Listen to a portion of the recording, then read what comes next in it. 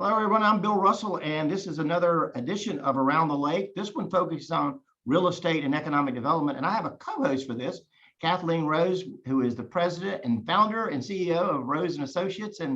Kathleen, you've been recognized by Business Journal, by Business Today for your economic development efforts. I know you best. I got to know you probably 15 years ago, I think, when you started redeveloping the South Main Square and having the energy efficient business incubator. It was the Green New Deal before there was a Green New Deal. Matter of fact, it may have been the real deal because there was a lot of startup energy businesses that got off their feet. And I think you were recognized for that particular effort by Central Carolina Council of Governments. Is that right? Yeah. Mm-hmm. Yep. Years ago. Yeah. And the incubator was called PIES, Project for Innovation, Energy, and Sustainability. And we ultimately merged with Launch LKN, which is now still a going concern and part of the HURT Hub and all the efforts going on there. And they are working with I forgot the name of there's another new incubator that's being worked on with the NASCAR folks. So there's a lot of stuff going on in the entrepreneurial ecosystem at Lake Norman for sure. Yeah, Kevin Mall is very involved in that. Yes, that's who couldn't recall his name. Yeah. Yep. So again, 30 years in the business started when you were 16, I think, right? Thanks. But 30 years of the business of advising towns and on projects and helping with their downtown development programs. So you've been very involved in this area. Absolutely. So we do real estate advisory work and economic development work. And so I'm excited to be co-hosting with you. We're going to, I think, do this quarterly, and we're going to start it off with Ryan McDaniels. And then each quarter, I think we're going to be just highlighting some of the exciting projects going around in the Lake Norman region. So we'll go town by town, and each one in turn has exciting stuff going on. So we look forward to that. But Ryan will kick us off. Yeah, you really can't. You can't talk about economic development without talking to Ryan. In 2002, the chamber got together with the three towns of Cornelius, Davidson, Huntersville. Back before then, all of the economic development was really spearheaded by the Charlotte Chamber of Commerce, today the Charlotte Regional Business Alliance. And we really didn't see a lot of activity. A lot of that product was being developed in South Charlotte. So we approached the towns and created the Lake Norman Economic Development. They then partnered with Commerce Station in putting that together. But it's really been within the last 10 years, and Ryan, under your leadership, that we've seen our EDC really blossom and a lot of projects come into the area. I guess my first question is, what are the factors, do you think, that create the investment in Lake Norman that makes it so attractive to these primary job creators? Yeah, thanks, Bill. Thanks, Kathleen. Appreciate the opportunity to be here. I think one of the key drivers for us is the proximity to Charlotte. We're an easy 20-minute trip to uptown, to the university area, as well as the airport.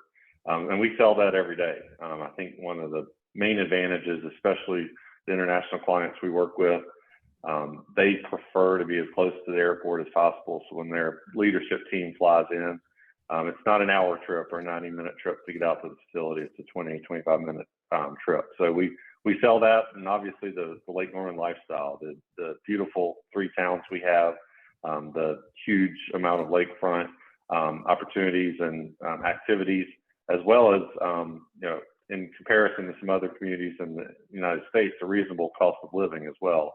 We know obviously we're seeing the impact of a lot of growth in our home prices, but still, if you compare us to a Boston or California, we're still much lower in terms of cost of living and housing costs. We had Detweiler that has been here, I guess, for almost 20 or 25 years, with an international company, but we've really seen an interest in Lake Norman, German companies, Mexican. Is that international interest still prevalent, and are we seeing that post-pandemic now that we're starting to get away from COVID a little bit?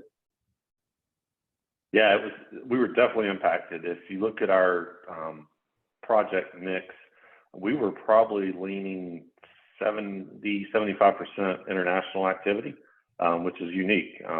We see, obviously, we want to work with international and domestic companies, but if you look at our projects that have landed in the last 10 years, a good portion of those are international companies. So when travel was shut down or severely limited, that obviously impacted our activity. It has started to pick back up. You're right. We've had clients in town from Germany. We have a follow-up, a second visit from a group from Japan. We've had a group in from Dubai. So the activity is starting to pick back up, which is really encouraging. We've done everything we can to be able to showcase our sites and buildings virtually. If you go to our website, lnedc.com, you can click on the sites and buildings, and we have virtual tours of some of our spec buildings. You can tour the exterior, tour the interior, and see how these buildings look. But ultimately, a decision maker needs to be on the ground and see our community. I've talked to a consultant one day, and she said, the virtual tours are amazing. They're a tremendous tool. But she said, I need to see, and the clients need to see the drive out to the site. Are there restaurants nearby, gas stations? Are there amenities? And are we totally isolated, or are we in community with a lot of assets? And luckily, in our three towns, we're in a good situation there. We are. Ryan, I'm sorry. Go ahead, Kathleen. no, I was just going to say, he mentioned spec buildings, and the biggest issue with a lot of economic development folks is product, right? Is I need product. So if we take a look at the Lake Norman market, which is I-77 north from pretty much 485 on up north to Mooresville, the end of last year, we had about little under 5 million square feet of total inventory of office space and about 32 million square feet of total inventory of industrial. The biggest challenge you've always noted was the spec space. So talk a little bit about how we have more opportunities than we did in the past. It's incredible. When I started in 2013, we had literally no spec space. And for the listeners out there, a spec building is a building built without a tenant in tow. So it's a risk by the developer that with an expectation I'll be able to fill the space. So this is very exciting for us. Our first 3 spec buildings were Brighton, near the Frankie's Fun Park down in Huntersville. And those buildings are virtually full. I think they're down to maybe 20,000 square feet now. And if you drive out there today, you'll see grading for the next 3 buildings coming out of the ground. So right now in our 3 towns, we have over 5 million square feet of spec space, either in the ground, under construction, or in plan review, which is eye-opening for us. I think the reasons are really twofold. One, the available land. We did have some of the few pockets in Mecklenburg County that were left of good size for spec space, as well as the market caught up to us. I think the success we've had with the numerous companies that have landed here, success leads to more success. And I think one example would be, Berker. That was really the first project I worked on, a German firm.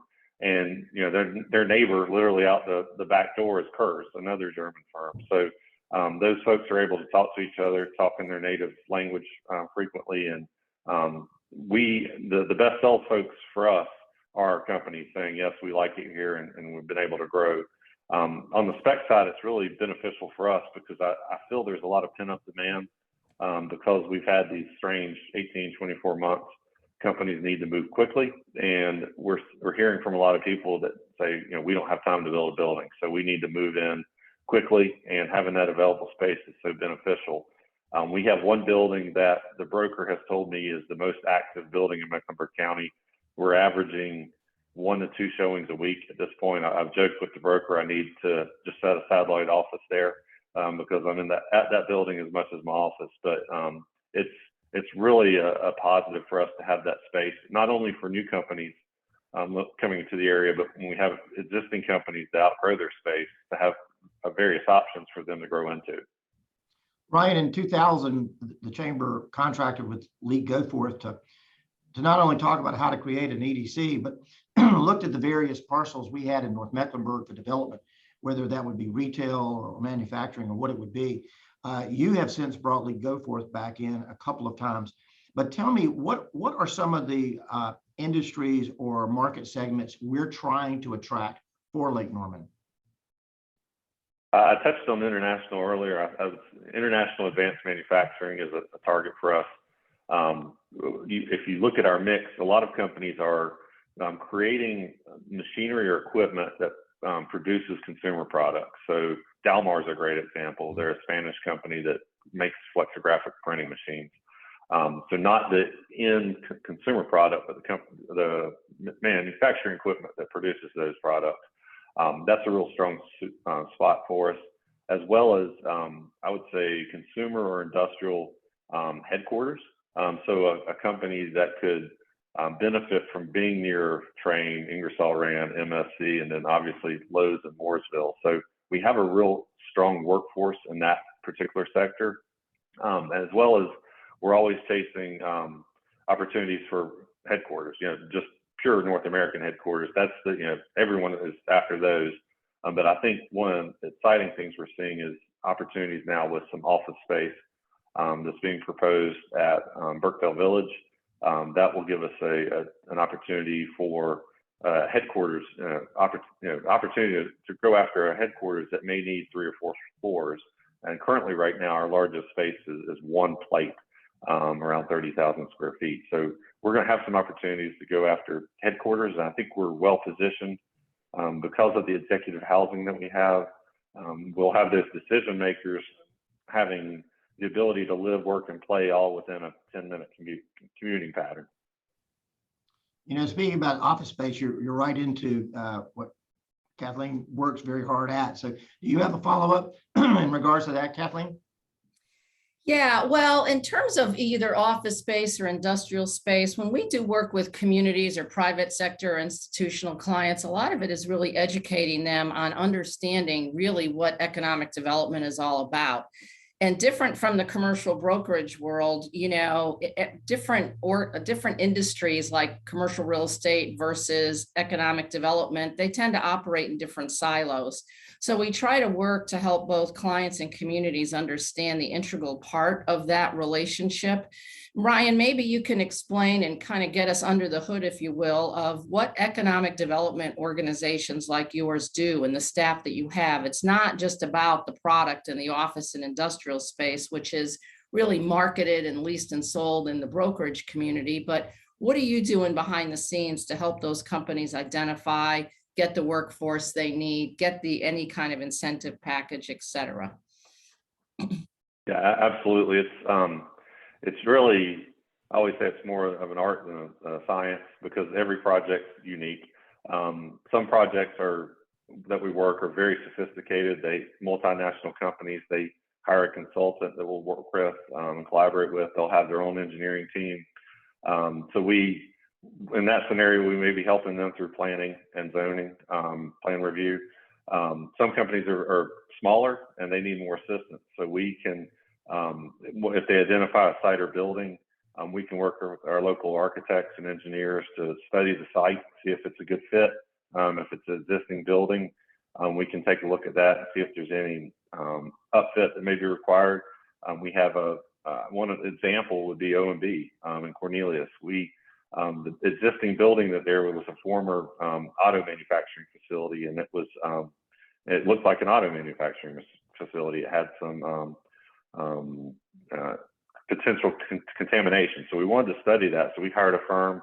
They came in and studied the building, evaluated what would be required to bring that building up to food safety standards for beer production. So that's one of the things we do and we enjoy doing because we always say if we come in and we take a look at a site, we evaluate it, we determine, okay, what are the positives and negatives?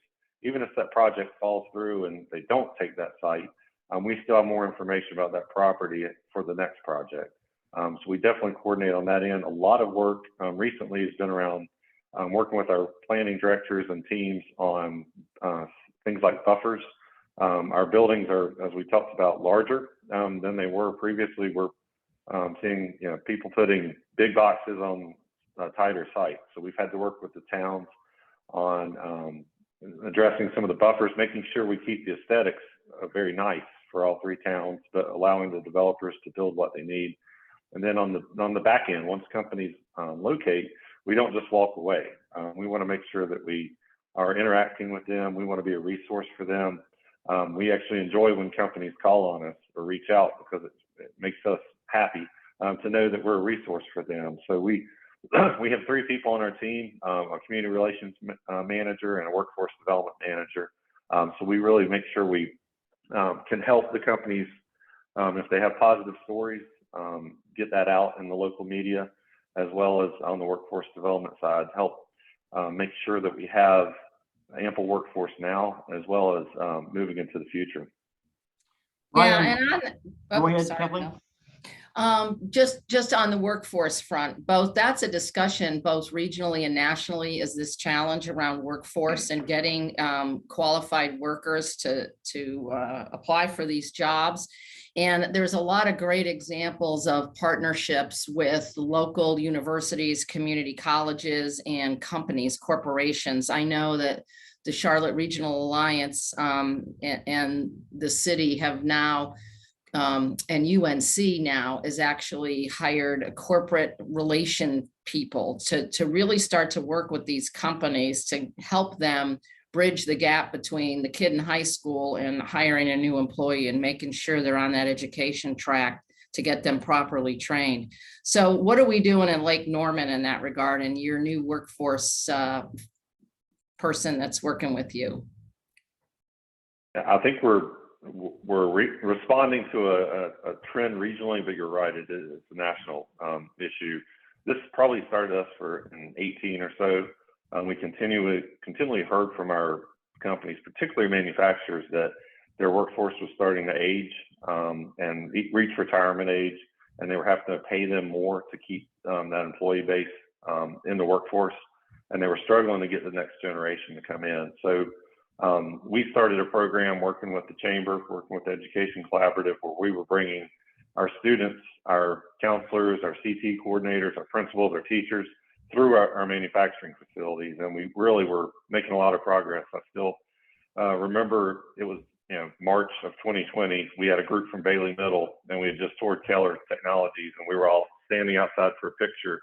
And then obviously the world changed, days later. So we had to pivot and go virtual, which has been an adjustment that has been both positive and negative. The virtual side actually works well for an event we call speed networking, and that's where we bring in business professionals from around I think it's 9 different sectors, and we allow them to interact with students at North, Hopewell, and Huff.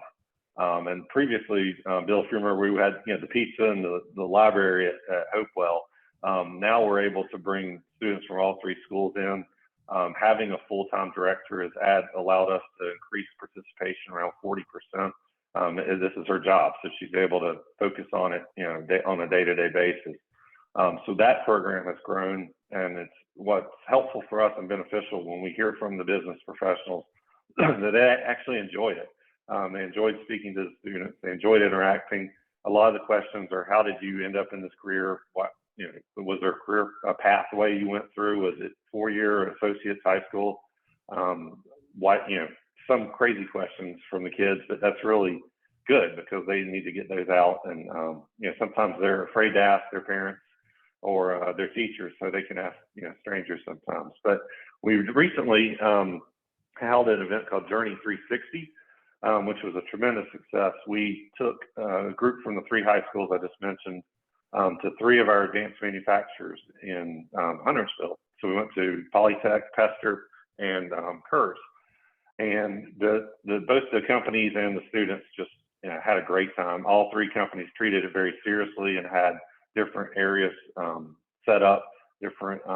In fact, one group had they put blue painter's tape on the floor so you could see the path that we needed to take from different station to station. But one of the CT coordinators sent the response, and though I think the lowest grade we had was 4 out of 5. One group had 5 out of 5 for everything. So the students were engaged. We broke up and toured the facilities with the different high schools, and we had a group text string going, just capturing the students' comments, and they were amazing. I wish this was longer. I had no idea that this facility was even here. This place is so cool. I want to work here. So we really are seeing the success of that, and it's it's a long-term play. I mean, if we interact with a middle school or a high school student and they see a career opportunity that they may have not thought about, that could be 5-6 years before they're in the workforce. So it's something we're going to have a long-term focus on moving forward. But I think we're making some progress. And we always say we're not steering folks away from the 4-year route. It's clearly there are jobs that require a 4-year degree, and there will continue to be jobs that require a 4-year degree. But there are a tremendous amount of opportunities out there for students who may not be interested in a 4-year route and may be more technical and more hands-on. And you can certainly look at a career path with some of our manufacturers, trades, healthcare, IT, and not have the impact of the student loan debt, which is just continuing to grow daily. So I think we're seeing a lot of progress there, and it's fun. It really is exciting to see the students and the counselors and the principals learn about the businesses that we have in our area. And we're not just entirely focused on the students. We are trying to help our unemployed, our underemployed in the area as well. We're going to work on some job fair opportunities and little things like helping our businesses with banners. There's sometimes some of the towns have regulations not allowing banners, but the towns are trying to be as flexible as they can. If you need to put a now hiring banner out front, well, they'll work with you because it's a tight job market right now. Kathleen, it actually read my mind. I wanted to talk about workforce development because we quarterly put on a program, a CEO roundtable, where we bring in our CEOs to talk about challenges and issues. The one that was just brought up this past week is that of the workforce. And I know that the EDC and nor does the chamber have a silver bullet out there now for finding workers. But talk about Ascend LKN. Yeah, thanks, Bill. We have a website we created, and it's really designed for those 3 industries. So that we talked about are advanced manufacturing, healthcare, and then what we call IT. So what we have are, if you click on the 3 different industries, we have information from Charlotte Works and other resources about career pathways, how you can get involved in these different industry sectors, as well as available jobs. We do our best to keep it up to date. We can't, compete with Indeed or some of these other job boards, but I guess the most vital part of those jobs that are out there, they're vetted. So we know the companies, they're local. We know that these jobs are in our 3 towns. They're not, working for a company in Manhattan or LA. They're working for a company that's based here locally. So that's been really successful for us. We're trying to grow that website as much as we can, add more resources to it as needed, because we want it to be something where our local citizens can take advantage of and see that there are opportunities out there, as well as in IT, for example. We know there are folks who have graduated with maybe a history degree or an arts degree, and they go back to CPCC and learn coding. And they're getting a job based not on their 4-year degree, but on their coding certificate or degree that they picked up at CPCC. So there are, sometimes people just assume IT requires that 4-year degree. Well, that's not what we're hearing. If you can code, these companies are excited. They'll bring you on. So you may not even need, any associates or bachelor's degree, as long as you have the skill set that they're looking for. Kathleen, do you have a final question? No, just a final comment. As we know, jobs drive demand for real estate, and that's what makes economic development go. And as we create more jobs in and around the Lake Norman community, that multiplier effect, is what brings the residents, is what brings the shoppers, what brings the restaurant goers, and all of those other businesses that they support. So that multiplier effect has really been the influence of why folks are moving to the Lake Norman region, not only for lifestyle, but for jobs. So it's exciting. We love the work you're doing, Ryan. It's awesome. And keep up the good work. Bill? Thank you. Ryan, I do have one final question. That is, what do you enjoy most about living and working in the Lake Norman region? Wow, great question. Well, it's interesting. My wife and I have been here since 2001, so I guess we're old timers for the lake area. I think we enjoy the walkability. as the three towns continue to build out the Greenway network, it's been very exciting. I have the opportunity on nice days I can walk to work, which is tremendous. It's not an easy walk. I mean, sometimes you go up the hills, but we love the walkability. We love the friendliness of the people. I think we really have a great community. It's tight knit, even though we're continuing to grow. One of the things that living here since 01, but starting to work here in 13, the business community is very tight knit. I learned that very quickly. I felt like an outsider, even though I was a resident. But you can you like Wednesday going to the CEO roundtable, just looking around the room and knowing everybody but maybe one or two people. That's a nice feeling. So it's a very welcoming community, as well as it's an area that's going to continue to grow. But I think we're doing it the right way.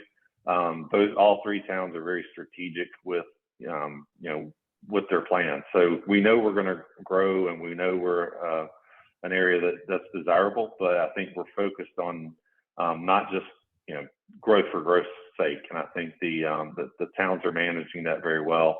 And it's always nice being 20 minutes from Charlotte and all the amenities that are there, and being able to come back up here and live in the suburbs, so to speak.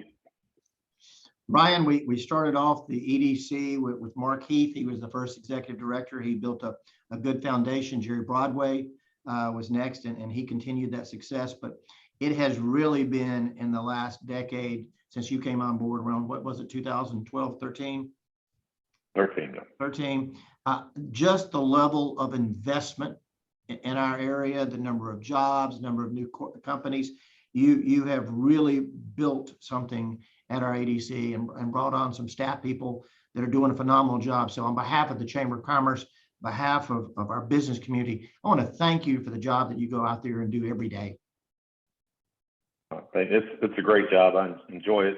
Every day is different, and I always say it's the best feeling is to drive by a facility and seeing the parking lot full of cars. And we know we weren't the reason that happened, but we were a part of it. So it's a very beneficial job, and thanks for his kind words. And Kathleen, thank you too, not only being the co-host today, but for what you've done over the course of the last 30 years, not just in Davidson, but the impact that you've made throughout North Carolina, working on a number of programs, specifically downtown development, helping towns with their strategy and their vision. Thank you for what you do. And thank you for being the co-host today. Oh, well, thank you, Bill. I'm looking forward to it. And thank you for all the work you've done over the years and creating this tight-knit community that Ryan talks about with the business community at the Chamber. So it's been, you've been a great resource and keeping people educated as well in terms of what's going on. And we look forward to continuing the discussion. I think, Bill, we said we're going to do this quarterly. So the next one is in June. And who do we have on tap? Well, we have on tap the Downtown Cornelius excitement. The Kane Art Center with Justin Dion. Wayne Heron will join us to kind of share what's the vision of the community is in the downtown. And we hope to have some representatives from OMB to talk about just all the exciting projects that are just happening. That Kane Art Center has been a true catalyst for the downtown development to really fill out and support what's gone on at Antiquity. So we're excited to talk about the Cornelius phenomenon at the June session that we have. Yeah, I spent some of the evening with Mayor Washam last night, and we specifically talked about OMB. It's moving along slower than we originally thought because it's introducing some other projects with it. But that is really going to be a catalyst for growth here, and it's going to be something impacting all of our communities here in Lake Norman. Again, Ryan, thank you very much for spending time with us today. Kathleen, you as well. And I hope everybody has a wonderful weekend at the lake.